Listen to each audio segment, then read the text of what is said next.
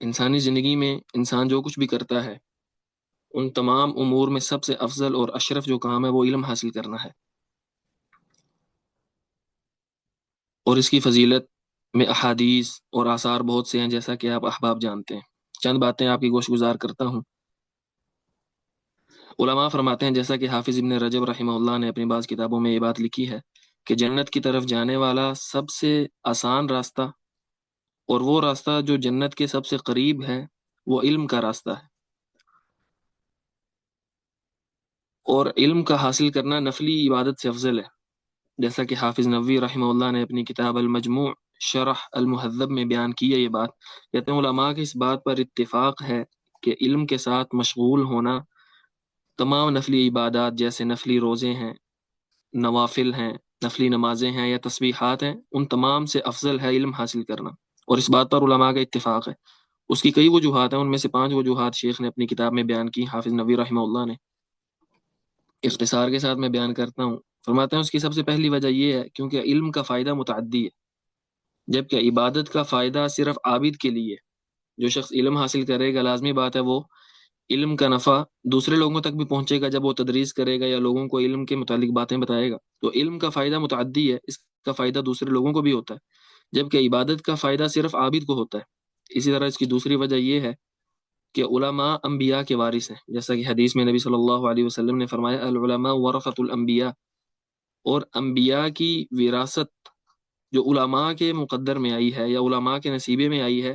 یہ خاص وصف صرف علماء کے لیے استعمال ہوا۔ آپ دیکھیں گے عبادت کرنے والوں کی بہت سے فضائل ہیں، لیکن ان کی فضائل میں یہ بات شامل نہیں ہے کہ وہ انبیاء کے وارث بھی ہیں۔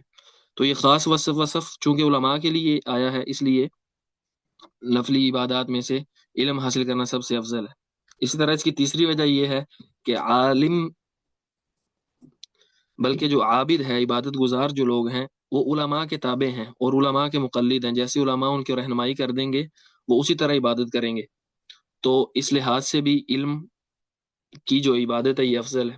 اور چوتھی اس کی وجہ یہ ہے کہ علم کا فائدہ اور اثر مرنے کے بعد بھی باقی رہتا ہے۔ انسان فوت ہو جاتا ہے، لیکن اس کا علم جو اس نے اپنے شاگردوں کو پڑھایا ہوتا ہے یا جو کتابیں لکھی ہوتی ہیں، جو علم لوگوں تک پہنچایا ہوتا ہے، تو اس علم کا فائدہ اس کو مرنے کے بعد بھی پہنچتا رہتا ہے، جیسا کہ نبی صلی اللہ علیہ وسلم کی ایک حدیث ہے۔ جبکہ عابد کی عبادت اس کے مرنے کے ساتھ ختم ہو جاتی ہے، جیسا کہ نبی علیہ السلام نے فرمایا کہ ابن آدم کا ہر عمل منقطع ہو جاتا ہے تو سوائے 3 چیزوں کے۔ تو عابد کی عبادت بھی اس کے مرنے کے ساتھ اس کا سلسلہ ختم ہو جاتا ہے، لیکن جو علم ہے یہ مرنے کے بعد بھی انسان کو فائدہ دیتا رہتا ہے۔ اسی طرح اس کی 5ویں وجہ یہ ہے کہ علم اللہ رب العالمین کی صفت ہے۔ اللہ رب العالمین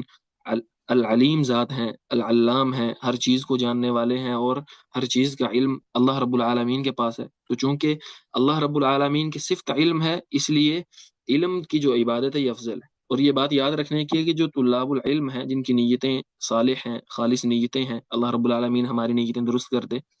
تو یہ مسلسل عبادت میں ہے۔ یعنی ایک شخص کوئی طالب علم ہے، اس کا ہم غم، اس کی ہر وقت کی کوشش چاہت یہ ہے کہ میں علم حاصل کر رہوں، اللہ رب العالمین کی بھیجی ہوئی شریعت کے جو احکامات ہیں ان کو سیکھوں اور آگے سکھاؤں، تو یہ شخص مسلسل عبادت میں رہتا ہے، خواہ وہ ایک جگہ پہ بیٹھا ہی ہوا ہے، وہ نوافل ادا نہیں بھی کر رہا، لیکن وہ مسلسل عبادت میں ہے۔